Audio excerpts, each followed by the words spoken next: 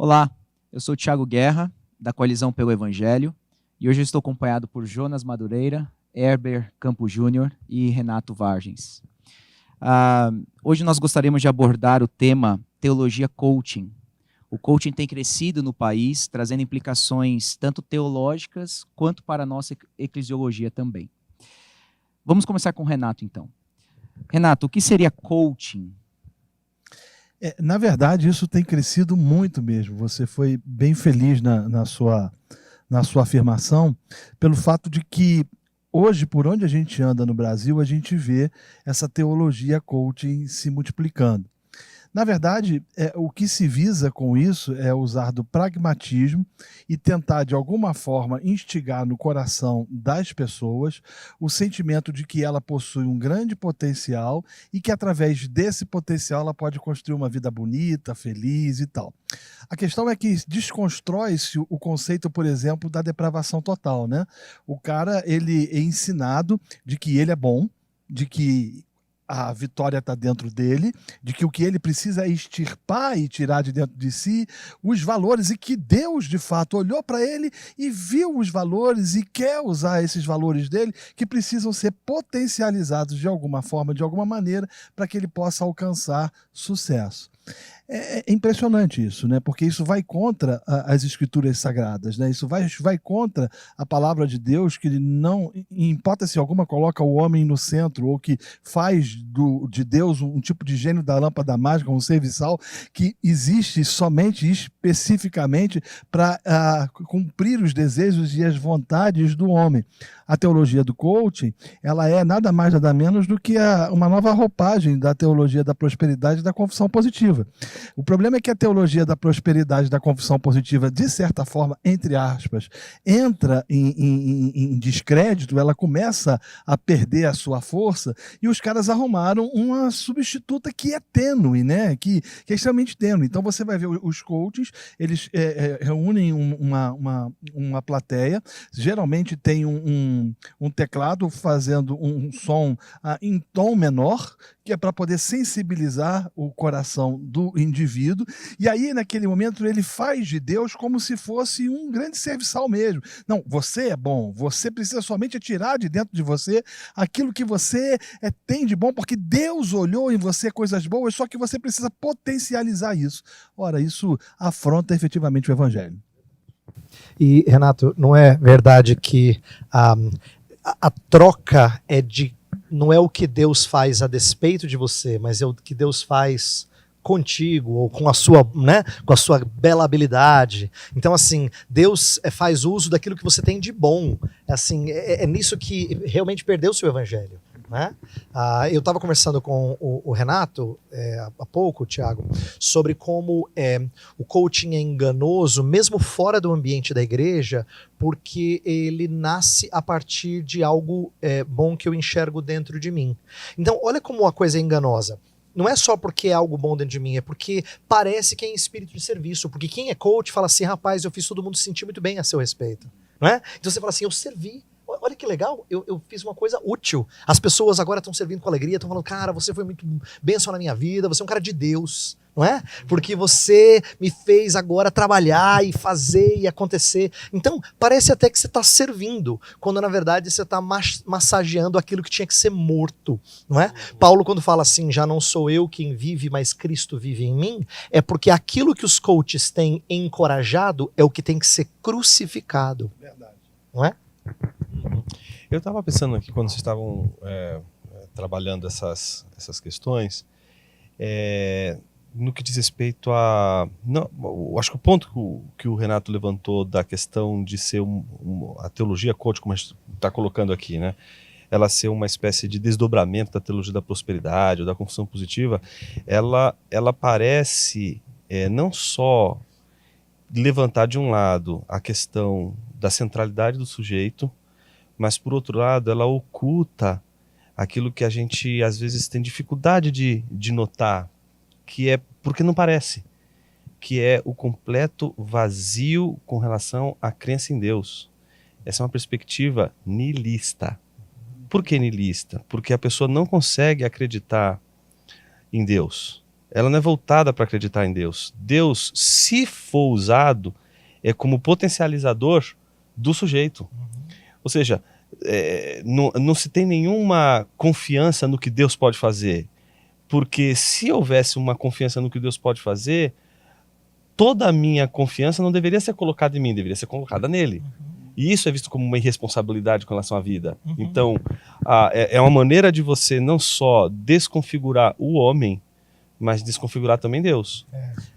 E uma coisa interessante é que você vai ver os coaches, eles dizendo o seguinte: não, eu não fui chamado para falar teologia. Eles costumam dizer isso, né? Eu fui chamado para falar do amor de Deus.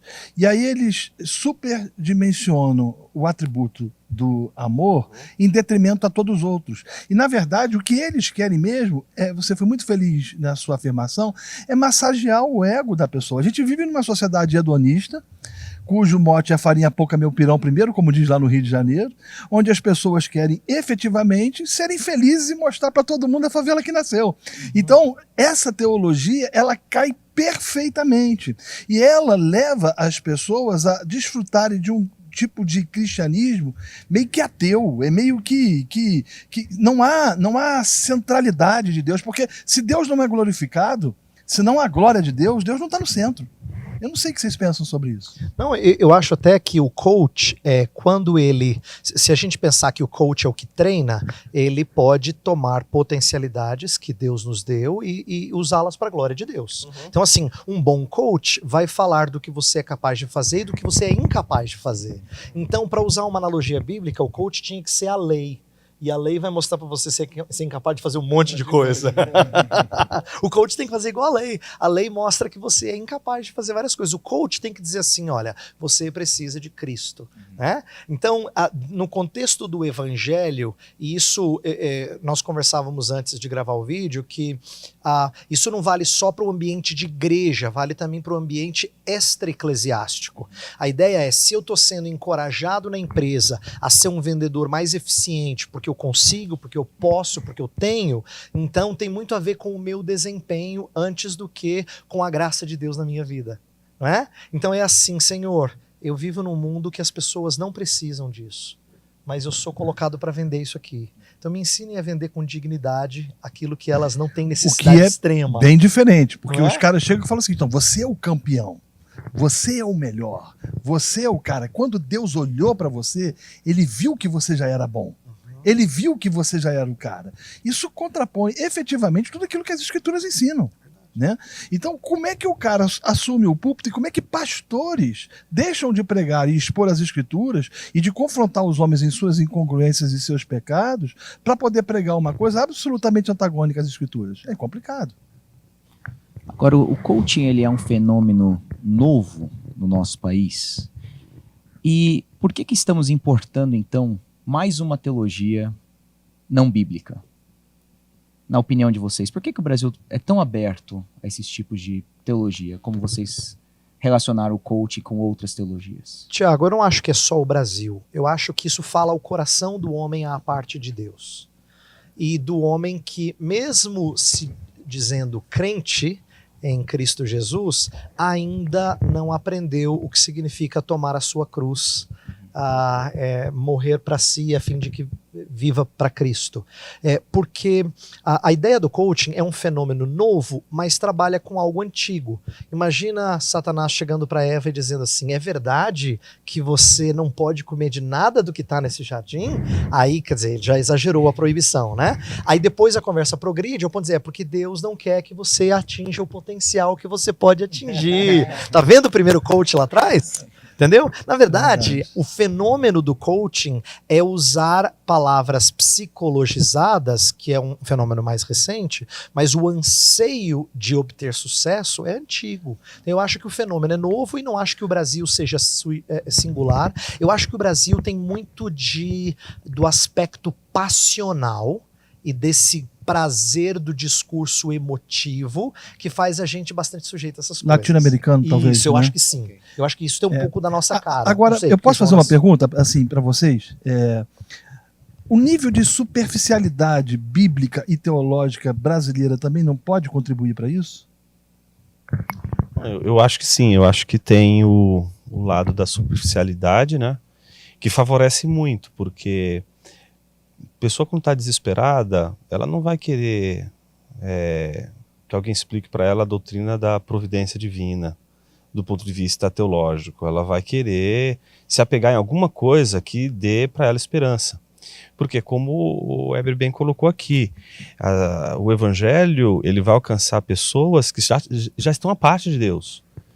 Então, quando uma pessoa ela é alcançada primeiro pela graça de Deus para ouvir o Evangelho, quando ela ouve o Evangelho, se é o Evangelho que está sendo pregado na sua pureza, vai contra todas as expectativas de se fazer alguma coisa. Então é aquela coisa, né, de quando uma pessoa levanta as mãos para dizer, Senhor, eu não consigo, ela já está sob a graça de Deus, né? Mas enquanto ela diz assim, eu quero, eu consigo, eu vou e aconteço, ela provavelmente ela não está ouvindo ainda a Deus, né? Só que eu penso que, além dessa situação toda que envolve a questão da superficialidade, né, dos membros da igreja e às vezes de pessoas que parece que não tem percepção do discurso que está ali por trás, porque é um discurso de oratória, e eu acho que aqui é o ponto forte do coach, né? O coach ele apela para a retórica. Então você pensa que desde a Grécia Antiga a questão principalmente era a questão do convencimento, que eram os sofistas. Então, me parece que você pega, por exemplo, um Gorgias que vai contar a história de Helena, né? E ele vai tentar provar que Helena não é a causa da guerra de Troia. E ele conta uma história super, assim, incrível. Diz assim, olha, coitadinha dela, por que você vai condenar uma mulher porque ela era bela? Não foi os deuses que fizeram ela bela? A culpa não é dela, a culpa são dos deuses. Então você vai lendo aqueles argumentos e fala assim, puxa vida, eu estava com raiva da Helena porque ela era a causa da guerra de Troia, mas agora eu estou ficando com pena dela. No meio do argumento, ele gira e começa a falar cada coisa para mostrar que não, ela era responsável sim pela guerra de Troia. E começa a mostrar argumentos tão mais fortes do que você possuía antes de ler, que você acaba do amor ao ódio agora por Helena e você quer matar a Helena quando você não queria. E aí no final ele simplesmente diz assim para você, e se você deve estar perguntando qual é a minha opinião, eu não tenho opinião nenhuma, eu nem sei quem é a Helena. A única coisa que eu fiz aqui foi me divertir com a sua cara e mostrar como você foi de um lado para o outro, só com o poder das minhas palavras. Então eu acho que o coach, ele nutre esse trabalho das palavras, esse trabalho que envolve as pessoas. Então uma pessoa que escuta uma voz melodiosa, como você colocou, o piano ali no fundo, aquela coisa toda, vai comovendo. A gente vai sendo tomado por coisas que não são, digamos assim, boas. Entretanto, aí eu encerro, eu queria colocar isso como um ponto, né? O sofista é um problema sério na Grécia Antiga por causa da verdade, essa coisa toda. Mas havia alguma coisa de positivo no sofisma. A retórica não é em si má. Exato. A gente usa a retórica para tudo. Então, não seria o caso de um coach usar de uma maneira desastrosa um dom que é de Deus? Claro. E eu acho que isso ilustra bem a má teologia nas mãos de quem tem habilidades dadas pelo Espírito. Parecido com a repreensão que os coríntios precisavam receber porque usavam os dons espirituais de maneira equivocada, aqueles nossos irmãos, vamos chamá-los de irmãos aqui, assumindo que alguns crentes sinceros estejam envolvidos nisso, né? É levá-los a entender que a teologia que tem que nortear a forma como eles equipam pessoas e treinam pessoas é uma teologia de que Deus dá graça aos humildes, mas resiste aos soberbos. Entendeu? Então assim, lembra da parábola do publicano e do fariseu, não é?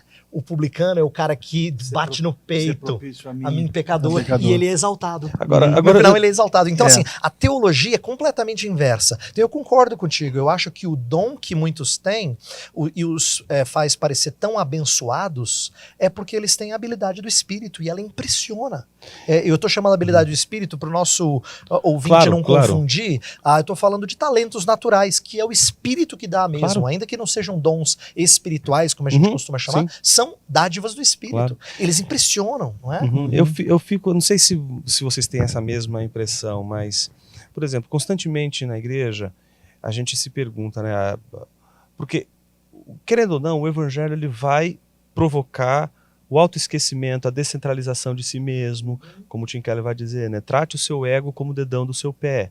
Você não fica o dia inteiro olhando pro dedão do seu pé, dizendo você é o cara, você vai conseguir, lute, vença. Você sabe que o dedão do pé é importante, dá equilíbrio, mas você não fica pensando nele toda hora, ele é importante, assim deveríamos tratar o nosso ego. Só que se a gente leva essa pregação do evangelho, não é, constantemente na igreja, por outro lado, a gente é bombardeado por quê? Porque a membresia não escuta só o nosso sermão, ela liga a TV. Ela escuta um podcast que um outro colega diz, ó, toma aí, escuta aí. Esse outro podcast é o podcast da mensagem de esperança e tal. E esses dias, uma pessoa na igreja chegou para mim e disse assim, olha, eu tô ouvindo só que eu não sou nada, que eu preciso da graça de Deus e que eu tenho que desaparecer, eu tenho que sumir, eu não aguento mais, eu preciso ouvir alguma coisa que diga que eu sou uma pessoa boa. Eu olhei para ela assim e falei assim, não, você não é uma pessoa boa. Mas enfim, como vocês lidam com isso? Porque isso eu acho que é um ponto fundamental. Essa é uma boa pergunta. Eu acho que muitos pastores cedem ao coach porque chega uma hora em que ele vai ser fiel ao evangelho. E aí vai chegar uma hora que a pessoa fala assim, não me dá o evangelho hoje não, me dá esse carinho no pragmatismo, coração, cara. me faz acreditar que vai dar certo. Essa questão do pragmatismo. Os pastores estão preferindo fazer o que dá certo e não o que é certo. Essa sociedade, essa geração mimada, o que ela quer é seu ego afagado. O que ela quer é satisfazer suas vontades, satisfazer seus desejos. E ela não quer ser confrontada, por exemplo, nos seus delitos e pecados. Você pode olhar, por exemplo, você vai perceber que boa parte dos púlpitos não pregam mais sobre pecado. Boa parte dos púlpitos não dizem mais para o homem de que ele nasceu mal. Então você vai ver, eu já vi pastores dizendo de que o homem é bom, de que ele nasce bom, pegando perspectivas de John Locke e colocando ipsilíteres na igreja. Aí você cria esse pano de fundo, esse background, e o coach chega e fala o seguinte, não, você não é mal. Você é bom. Você tem coisas boas dentro de você. Por isso Deus olhou para você. Bom, isso é uma antítese do evangelho. Isso não é aquilo que as escrituras dizem em nenhum momento. Agora, o problema é que no afã do sucesso, e principalmente dessa ideia da mega church, de você ter igrejas grandes e de você atrair muitas pessoas, com muita gente, os caras eles estão optando por isso porque é o que o povo quer ouvir. É isso, é simples, né? Então a gente a igreja tem oferecido para esse pessoal esse tipo de alimento. O que me leva também a entender é que a igreja é extremamente despreparada e não consegue entender doutrinas básicas. Doutrinas básicas.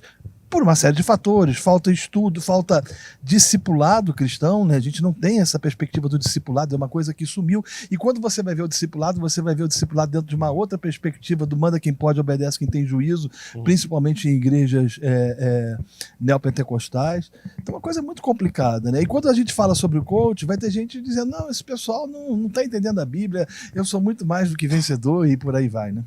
Deixa eu falar só uma palavrinha sobre o que você levantou. Legal. Eu acho que seria bacana para até encerrar a minha participação, que eu acho que mostra o lado no qual o coaching nos desperta para a mensagem de verdadeira esperança, que é a seguinte: nós que amamos a palavra de Deus, sempre corremos o risco de, em contraponto a esse tipo de mensagem e pregação, cairmos em legalismos e sermos o que traz a pancada, não é? Nós somos pregadores da lei.